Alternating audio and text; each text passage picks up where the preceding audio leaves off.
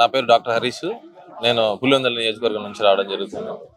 ఈరోజు ముఖ్యంగా సేనతో సేనాని అనే ఒక సభ ఎందుకు నిర్వహిస్తున్నారు అంటే పవన్ కళ్యాణ్ గారు కార్యకర్తల యొక్క మనోభావాలు తెలుసుకోవాలి, వాళ్ళ మనసులో ఏమనుకుంటున్నారు, వాళ్ళకి దగ్గరగా ఏం చేయగలుగుతాము, వాళ్ళ సమస్యలు ఏంది అని దాని గురించి తెలుసుకోవడానికి మాత్రం ఈ సభ పెట్టారు. మిగతా రాజకీయ పార్టీలు ఎవరూ చేయనటువంటి కార్యక్రమం ఇది. కార్యకర్తలకు దగ్గరగా వాళ్ళ మనసులోకి ఏం తోస్తుందో, వాళ్ళు ఏం చేస్తున్నారు వాళ్ళ నియోజకవర్గంలో, ఇంకా అభివృద్ధి కార్యక్రమం ఏ విధంగా చేయగలం అని సలహాలు తీసుకోవడం కోసం ఈ యొక్క కార్యక్రమం కూడా చేయడం జరిగింది. నేను ఒకటే చెప్తున్నాను, పిఠాపురం ఎమ్మెల్యే గారి తాలూకా అని పిఠాపురంలో కాదు, మేము పులివెందులలో కూడా చెప్పుకునే ధైర్యంగా ఈరోజు అక్కడ వెళ్ళి పనిచేస్తున్నాం. అంటే కేవలం పవన్ కళ్యాణ్ గారు ఇచ్చిన ధైర్యం, పవన్ కళ్యాణ్ గారు ఈరోజు చేస్తున్న రాష్ట్ర వ్యాప్తంగా చేస్తున్న కార్యక్రమాలు ఏవైతే ఉన్నాయో ప్రజల్లోకి విస్తృతంగా వెళ్ళిపోయినాయి. ఆయనను ఎక్కడైనా పులివెందులలో కూడా గెలిపించి ఆదరించేటువంటి ప్రజానికం ఈరోజు తయారైపోయినారు పులివెందులలో కూడా. దయచేసి నేను ఒకటే కోరుకుంటున్నాను, ఒక్కసారి పులివెందుల నుంచి పోటీ చేయాలని చెప్పి పవన్ నన్ను కోరుకుంటున్నాను. పిఠాపురంలోనే కాదు, పిఠాపురం అంటే మెజారిటీగా పులివెందులలో కూడా గెలిపిస్తామనేసి ఈ సభాముఖంగా కూడా చెప్తున్నాను. అన్నను ఒకసారి మనస్ఫూర్తిగా పులివెందులు రావాలన్నా వచ్చి మీరు కూడా మా ప్రజలతో ఒకసారి కలవాలని చెప్పేసి అన్నని కూడా ఈ సభాముఖం కోరుకుంటున్నాను. పులివెందులో మన జరిగిన ఎన్నికలు ఏదైతే ఉందో అంతా రిగ్గింగ్ జరిగిందని చెప్పి అంటారు. నిజంగా ఏం జరిగింది? అన్ని అవాస్తవాలన్నా. మన దగ్గరుండి మన ఎలక్షన్లు జరిపించినాం. మొన్న ప్రజలు స్వచ్ఛందంగా వచ్చి ఓట్లు వేసే పరిస్థితి.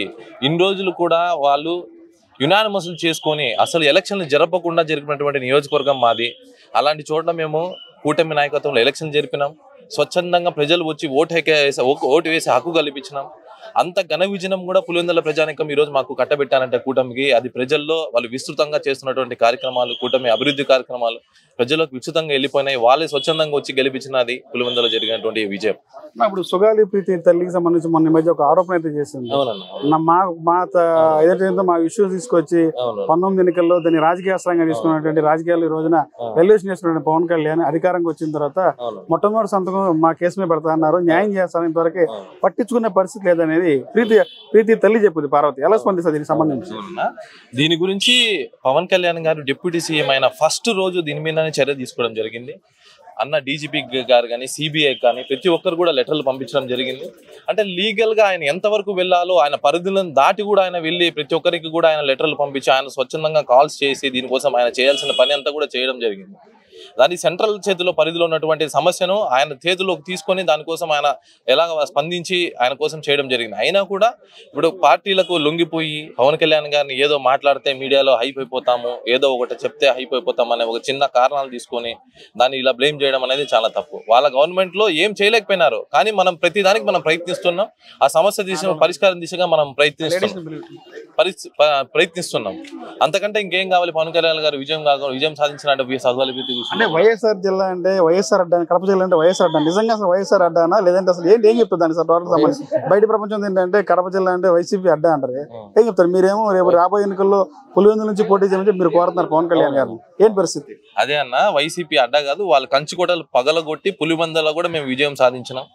నేను అందుకే చెప్తున్నాను, అది వాళ్ళ అడ్డా కాదు, అది జనసేన అడ్డాగా మారుస్తున్నాం పులివెందులను కూడా. పులివెందుల్లో నేను ఒక్కసారి ఒక్కసారి వచ్చి మా ప్రజలతో కలిసి మా పులివెందుల నుంచి కూడా పోటీ చేసి ఆ సత్తా ఏందో చూపిస్తామని చెప్పి ప్రజలందరికీ కూడా ఈ సభాముఖంగా చెప్తున్నాను. ఎలా ఉంది 14 ఏళ్ల పరిపాలన? 14 ఏళ్ళ మన వైసీపీ వాళ్ళ పరిపాలన గురించి అడుగుతున్నారా? మన కూటమి పరిపాలన అదే కదా చెప్తున్నాం. పులివెందుల్లో కూడా మనం ఘన విజయం సాధించడం అంటే ఇంకా ప్రజలు ఎంత అద్భుతంగా ఈ యొక్క పాలన రిసీవ్ చేసుకుంటున్నారు, ఎంత స్వచ్ఛందంగా ఆనందపడుతున్నారు ఈ పాలనలో అనేది ప్రజలే మీకు చెప్తున్నారు. ఎక్కడ పోయినా రాయలసీమలో గతానికి ఇప్పుడు ఎలాంటి మార్పులు వచ్చింది?